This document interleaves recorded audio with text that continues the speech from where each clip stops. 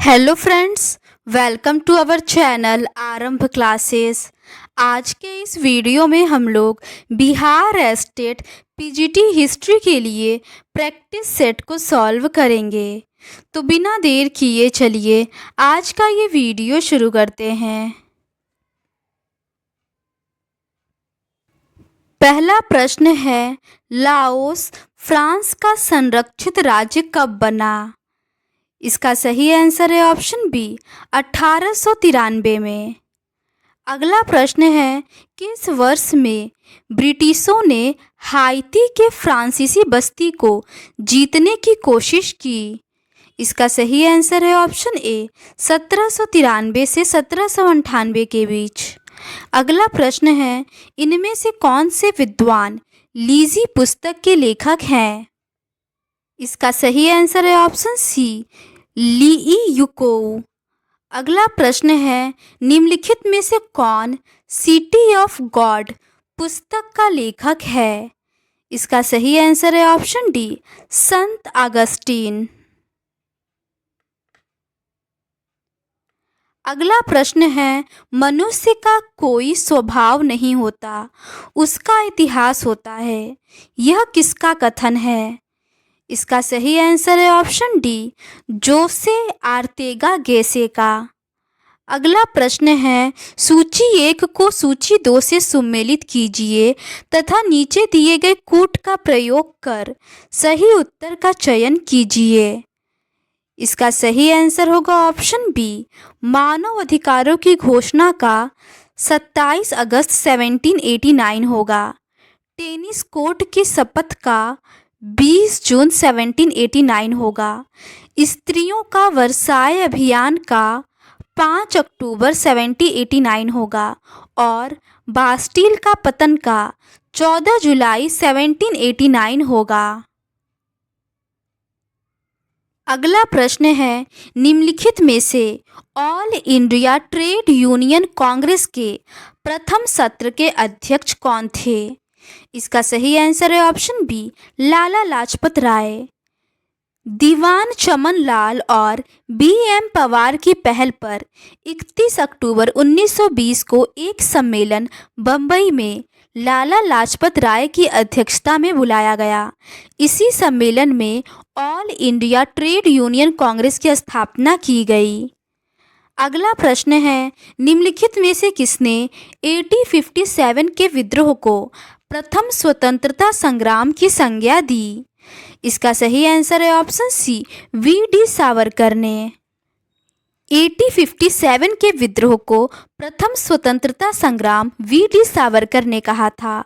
सावरकर ने एक गुप्त सोसाइटी मित्र मेला बनाया जो आगे चलकर अभिनव भारत संगठन में बदल गई। सावरकर ने 1909 ईस्वी में the Indian war of independence 1857 नामक पुस्तक भी लिखी है।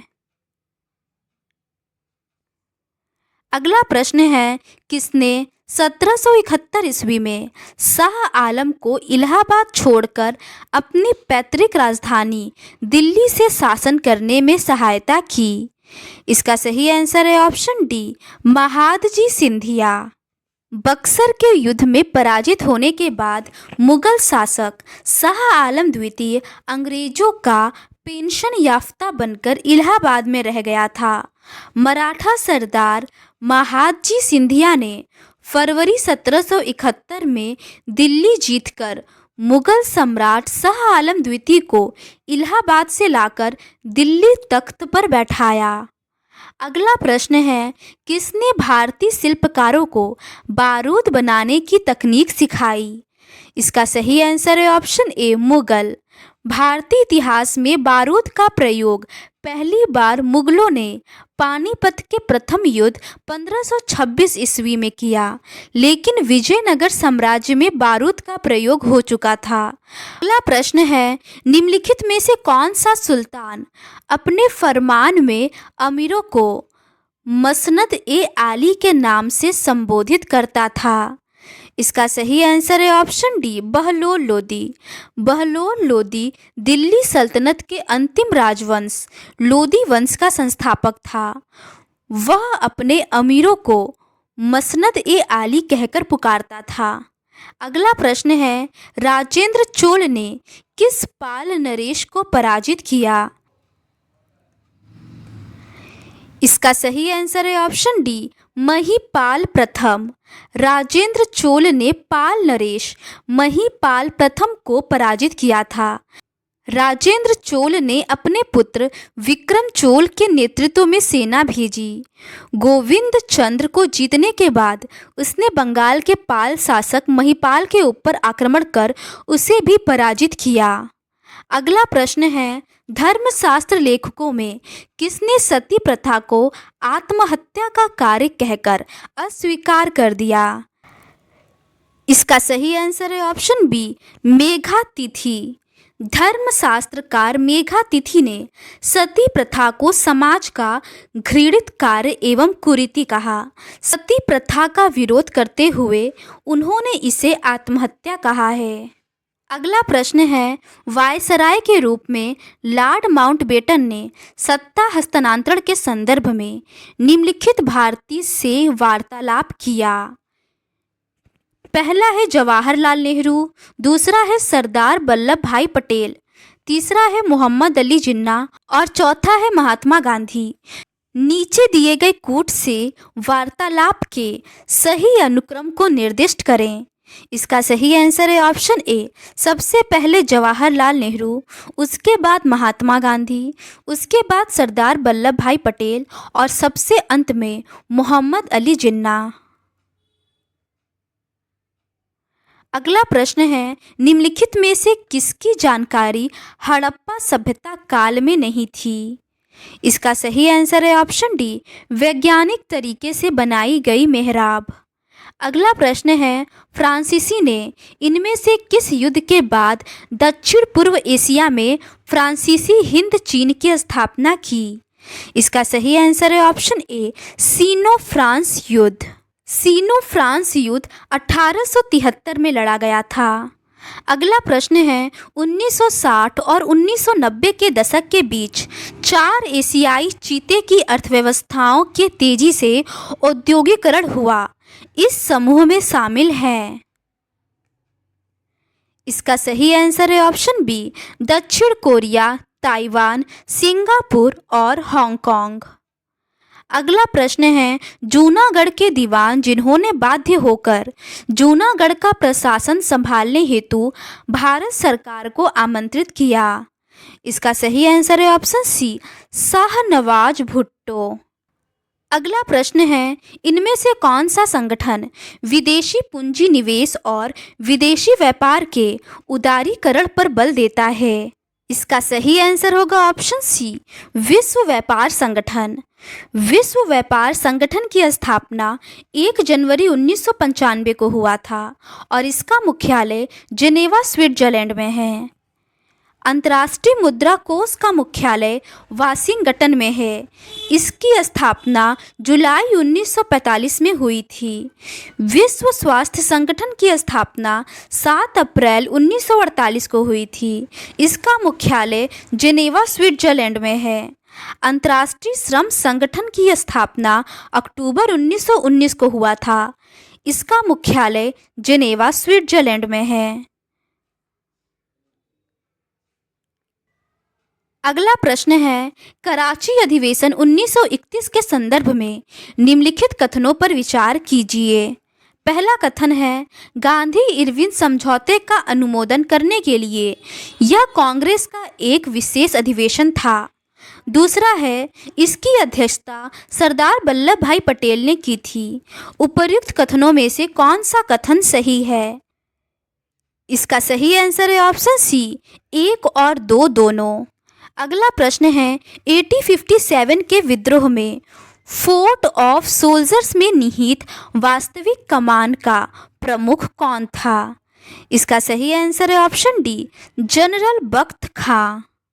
अगला प्रश्न है, ईस्ट इंडिया कंपनी के प्रथम व्यापारिक केंद्र की स्थापना की गई। इसका सही आंसर है ऑप्शन ए, सूरत में। अगला प्रश्न है, रुद्रदामन का कौन सा शिलालेख चंद्रगुप्त द्वारा पश्चिमी भारत में सौराष्ट्र के विलय को प्रमाणित करता है? इसका सही आंसर है ऑप्शन डी, जूनागढ़। अगला प्रश्न है, हड़प्पा में कितने धान्य कोष्ठ हैं? इसका सही आंसर है ऑप्शन ए, 6।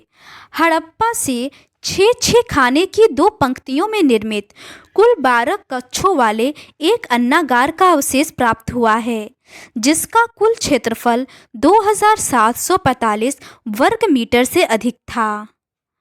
अगला प्रश्न है, कुस्तुनतुनिया का पतन कब और किसके द्वारा हुआ?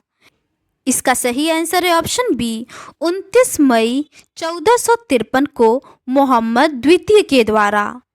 पूर्वी रोमन साम्राज्य की राजधानी कुस्तुनतुनिया का पुनर्जागरण के उदय का एक महत्वपूर्ण कारण बना।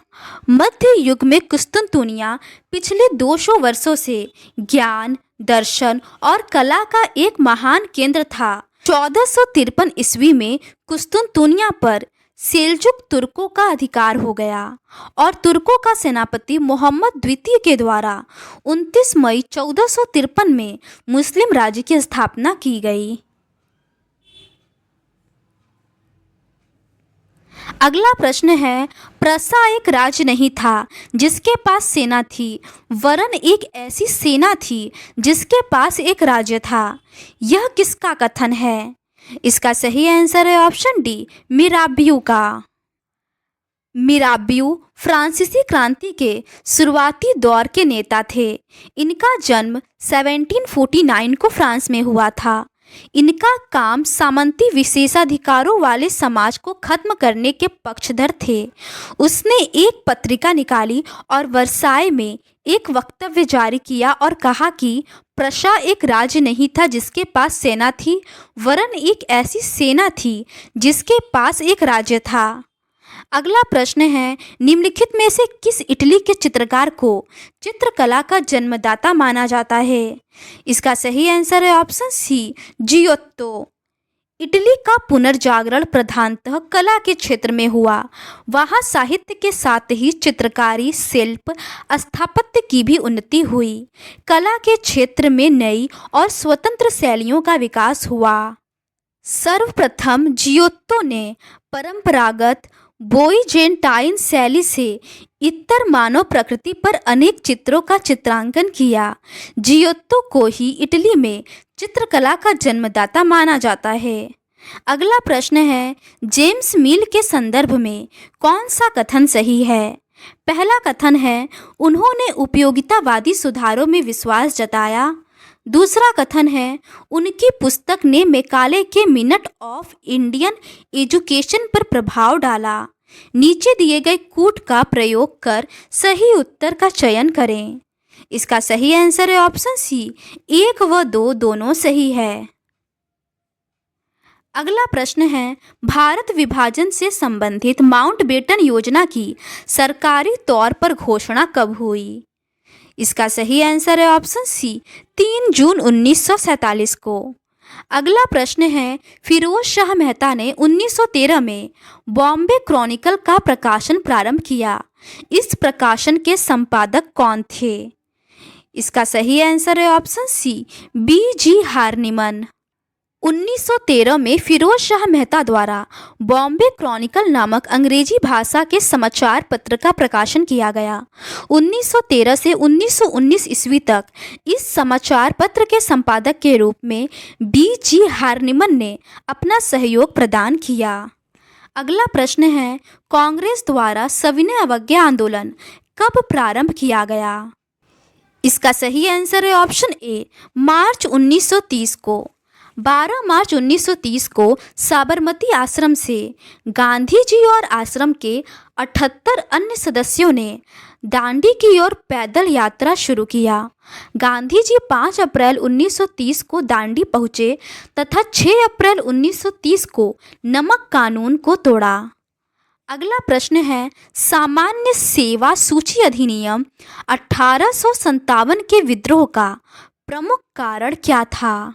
इसका सही आंसर है ऑप्शन ए, इसमें तैनाती के लिए सिपाहियों को विदेश जाने की आवश्यकता थी, जो उन दिनों हिंदुओं के लिए वर्जित था। अगला प्रश्न है, काल कोठरी त्रासदी किसे बंदी बनाए जाने से संबंधित है? इसका सही आंसर है ऑप्शन सी, अंग्रेज को। 15 जून 1756 को फोर्ट विलियम बंगाल को सिराजुद्दौला के सैनिकों ने घेर लिया और अंग्रेजों ने आत्मसमर्पण कर दिया। सिराजुद्दौला के आदेश पर सभी 146 बंदियों को 18 फुट लंबे और 14 फुट 10 इंच चौड़े कक्ष में 20 जून 1756 को बंद कर दिया गया। प्रातः केवल 23 व्यक्ति ही जीवित बचे थे। इसी घटना को काल कोठरी त्रासदी की संज्ञा दी जाती है। अगला प्रश्न है, दिल्ली सल्तनत में मुशर्रिफ ए मुमालिक जाना जाता था। इसका सही आंसर है ऑप्शन डी, महालेखाकार।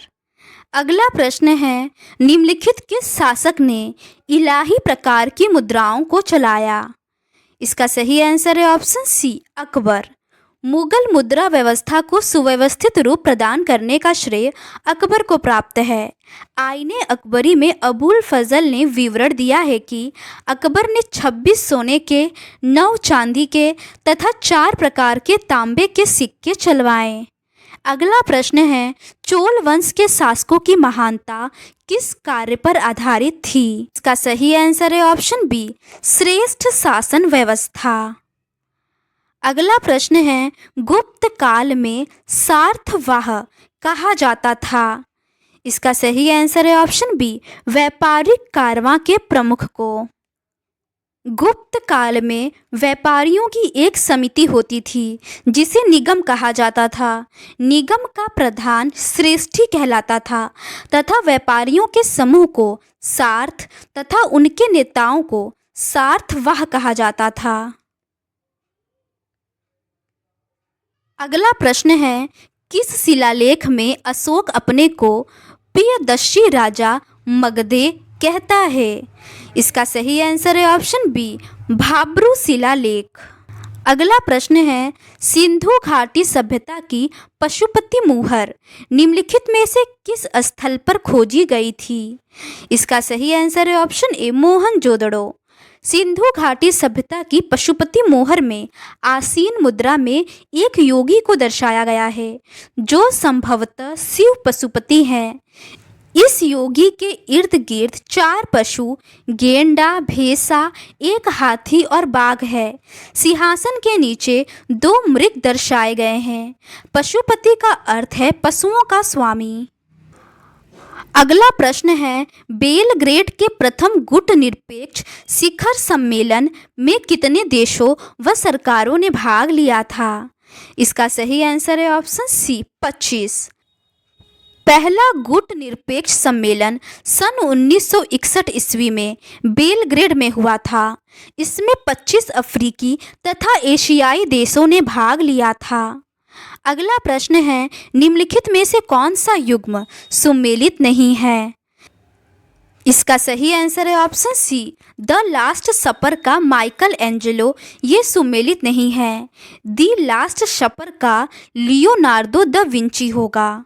मोनालिसा का Leonardo the Vinci, birth of Venus का सैंड्रो बोटिचेली और सिस्टाइन मेडोना का राफेल होगा।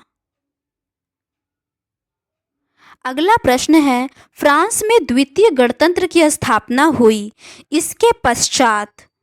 इसका सही आंसर है ऑप्शन सी, 1848 की क्रांति।